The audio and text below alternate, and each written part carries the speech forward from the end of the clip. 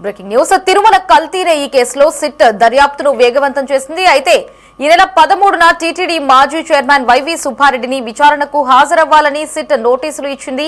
తన ఆరోగ్యం సహకరించినందున ఈ నెల 13న విచారణకు రాలేనని వైవి సుబ్బారెడ్డి సిట్ అధికారులకు సమాచారం అందించారు. ఈ నెల 20న హైదరాబాద్ లో విచారణకు అందుబాటులో ఉంటానని వైవి సుబ్బారెడ్డి సిట్ అధికారులకు సమాచారం ఇచ్చారు. తిరుమల కల్తీ నెయ్యి కేసుపై లేటెస్ట్ అప్డేట్స్ ని మా ప్రతినిధి గాలిబ్ ఫోన్ లో అందిస్తారు. గాలిబ్, అప్డేట్స్ ఏంటి?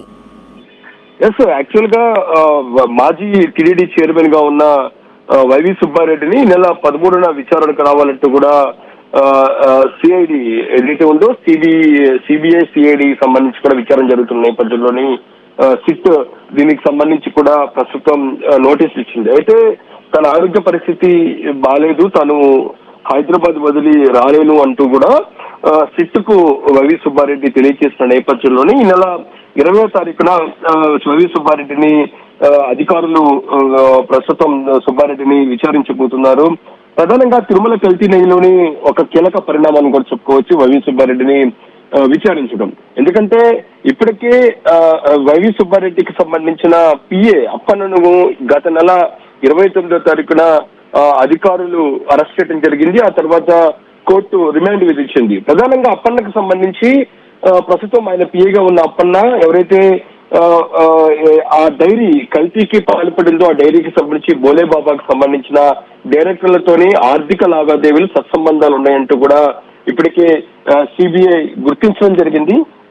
ఈ నేపథ్యంలోని దీని ఆధారంగా సుబ్బారెడ్డిని విచారించబోతున్నారు. ఇంకా దాంతో పాటు తన హయాంలోని ఈ బోలేబాబా డైరీకి ఏ విధంగా నెయ్యి సరఫరాకు సంబంధించి ఏ విధంగా సహకరించారు, దానికి సంబంధించి ఏ విధంగా శాంక్షన్ చేశారు, ఎటువంటి పరిణామాలతోని దాంతో పాటు రూల్స్ ఏ విధంగా ఫాలో అయ్యారు. ఎందుకంటే ఇప్పటికే నెయ్యి సరఫరా చేయడానికి తిరుమలకు సంబంధించి కొన్ని నియమాలను పాటించాలంటూ కూడా గత కొన్ని సంవత్సరాలు కూడా అది టీడీడీ ఫాలో అవుతుంది. అయితే దాన్ని పూర్తిగా పక్కన పెట్టి కొత్త ప్రమాణాలను తీసుకువచ్చి నెయ్యిని సరఫరా సంబంధించి బోలేబాబా కంపెనీకి డైరీకి అడ్డగోలుగా అప్పచెప్పారంటూ కూడా సిబిఐ ఇప్పటికే కొంత నిర్ధారణకు వచ్చిన నేపథ్యంలోని ఈ అంశానికి సంబంధించి ఇటీవలే మాజీ ఈవోగా ఉన్న ధర్మారెడ్డిని కూడా సిబిఐ అధికారులు 2 రోజుల పాటు విచారించారు. ఆయనకి దాదాపు 10 నుంచి కూడా 20 ప్రశ్నలు వేసిన పరిస్థితి ఉంది.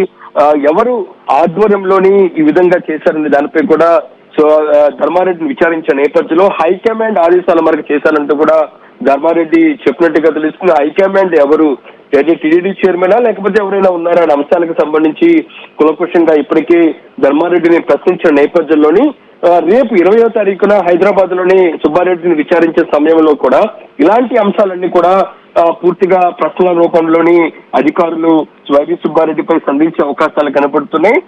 ఎవరైతే తన పిఏగా ఉన్న అప్పన్నను విచారించిన నేపథ్యంలోని అధికారులు సేకరించిన ఆధారాలు, దానికి సంబంధించిన కొన్ని ప్రశ్నలకు సంబంధించిన జవాబులు, మరోపక్క ఇటీవల ధర్మారెడ్డి 2 రోజుల పాటు విచారించిన నేపథ్యంలోని తీసుకున్న ఆధారాలు, వీటన్ని కలిపి సుబ్బారెడ్డిని విచారించే అవకాశాలు చాలా కీలకం కాబోతున్నాయి. మొత్తం ఈ కల్తీ నెయ్యి వ్యవహారానికి సంబంధించి ఇప్పటికే చాలా విషయాలు బయటకు వస్తున్న నేపథ్యంలోని బోలేబాబా కంపెనీకి సంబంధించిన డైరీ సంబంధించిన నెయ్యి సరఫరాకు సంబంధించి ఎవరు శాంక్షన్ చేశారు, ఎవరి ఆధ్వర్యంలో శాంక్షన్ చేశారు అన్న అంశాలకు సంబంధించి వైవి సుబ్బారెడ్డి చాలా కీలకం కాబోతున్నారు. ఎందుకంటే గత ప్రభుత్వ హయాంలోని ఎక్కువ కాలం చైర్మన్ గా టీడీడీ చైర్మన్ గా వైవి సుబ్బారెడ్డి పనిచేసిన నేపథ్యంలోని ఆయన హయాంలోనే ఇందుకు సంబంధించిన శాంక్షన్ జరిగింది. ఆ తర్వాత కల్తీ ఉందని కూడా సరఫరా నిలిపివేశారు. ఆ తర్వాత ఏఆర్ డైరీకి అప్పచెప్పారు, వైష్ణవి డైరీ కూడా ఇందులోని పాలు పంచుకుంది. ఇవన్నీ కూడా తెర వెనకాల పూర్తి స్థాయిలోని ఈ అప్పటి ఉన్న పాలక వర్గానికి సంబంధించిన కీలక నేతలు ఉన్నట్లుగా ప్రస్తుతం సిబిఐ అధికారులు గుర్తించారు.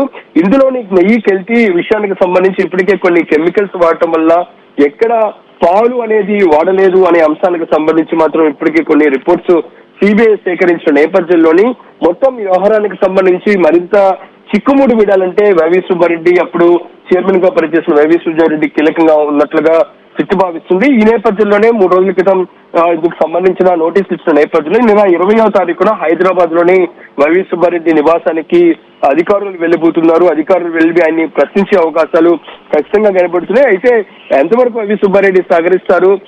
ఎందుకంటే ఈ కేసుకు సంబంధించి మరిన్ని అంశాలను వెలుగులోకి రావాలంటే వైవి సుబ్బారెడ్డి చెప్పే అంశాలు చాలా కీలకం కాబోతున్న నేపథ్యంలో ఆయన నుంచి కూడా ఎటువంటి ప్రశ్నలకు సంబంధించిన జవాబులు రాబడతారు అనేది మాత్రం చూడాల్సింది. ఓవరాల్ గా ఆరోగ్య సమస్యలతోని వైవి సుబ్బారెడ్డి తను తిరుపతికి విచారణకు రాలేగను అనేది మాత్రం అధికారులకు తెలియజేసిన నేపథ్యంలోనే ఈ నెల 20వ తారీఖున హైదరాబాద్ లోని కల్తీ నెయ్యి వ్యవహారానికి సంబంధించి కీలకంగా ఉన్న అప్పటి చైర్మన్ గా ఉన్న మాజీ చైర్మన్ గా ఉన్న వైవి సుబ్బారెడ్డిని అధికారులు విచారించబోతున్నారు.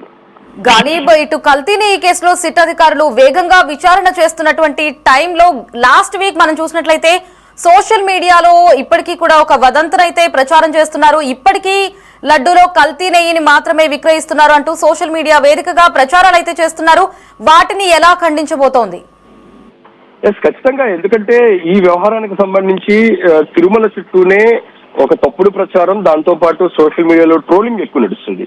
ఎందుకంటే ప్రస్తుతం ఈ వ్యవహారం మొత్తం బయటకు పడటానికి కారణం అనేది కూటమి ప్రభుత్వం. ఎందుకంటే కూటమి ప్రభుత్వం అధికారంలో వచ్చిన తర్వాత ఈవోగా శ్యామలరావు నియమించారు. ఆయన గత ప్రభుత్వ హయాంలోని శాంక్షన్ చేసిన ఏదైతే ఉందో బోలేబాబా వైష్ణవి డైరీ దగ్గర నుంచి ఏఆర్ డైరీకి అప్పచెప్పిన నేపథ్యంలో ఏఆర్ డైరీ ఈ ప్రభుత్వం వచ్చిన తర్వాత రెండు ట్యాంకర్లు పంపించింది. మూడో ట్యాంకర్ కి సంబంధించి ఏదో జరుగుతుందనే అంశాలకు సంబంధించి వెనువెంటనే ప్రస్తుత ప్రభుత్వంలోని ఈవోగా ఉన్న వ్యక్తి దీనికి సంబంధించి ల్యాబ్కి పంపటం, అందులోని కల్తీగా తేలిన వెంటనే ఇందులోని ఏదైతే జంతువులకు సంబంధించిన కొవ్వులు వాడుతున్నారు అనేది కూడా బహిర్గతం అయిన నేపథ్యంలోని వెనువెంటనే దీని మీద విచారాన్ని కూటమి ప్రభుత్వం ప్రారంభించింది.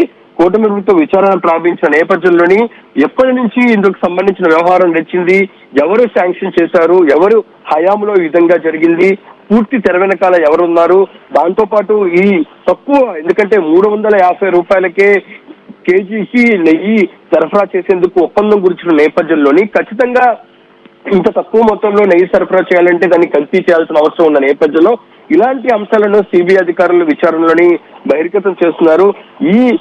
ఈ కేసుకు సంబంధించి ఏఆర్ డైరీకి సంబంధించిన డైరెక్టర్లు కావచ్చు, ఆ తర్వాత సుబ్బారెడ్డికి సంబంధించిన పిఏ కావచ్చు, ఇటీవల మాజీ ఈవోగా ఉన్న ధర్మారెడ్డిని కావచ్చు, ఎవరిని విచారించినా సరే ఇంత తక్కువ మొత్తంలోని ఎవరైనా సరే కల్తీ చేయాల్సిన అవసరం ఉంటుంది. ఇంత తక్కువ మొత్తంలో ఎందుకు శాంక్షన్ చేశారు అనే అంశాలనే పూర్తిగా సిబిఐ అధికారులు విచారిస్తున్న నేపథ్యంలోని ఖచ్చితంగా గత ప్రభుత్వంలో జరిగిన కల్తీకి సంబంధించి ప్రభుత్వం వెలుగులోకి తీసుకొచ్చింది. దానికి సంబంధించిన విచారణ జరుగుతున్న నేపథ్యంలో అలాంటి నెయ్యి సరఫరా చేసే ట్యాంకర్లందరినీ కూడా ఇప్పటికే సీజ్ చేయడం జరిగింది.